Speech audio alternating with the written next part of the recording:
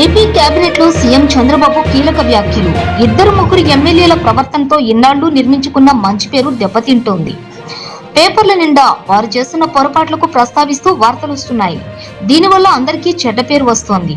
మంత్రులు కూడా జాగ్రత్తగా ఉండాలి. మీ పార్లమెంటు జిల్లాల్లోని ఎమ్మెల్యేలు, నేతలను మీరే గైడ్ చేయాలి.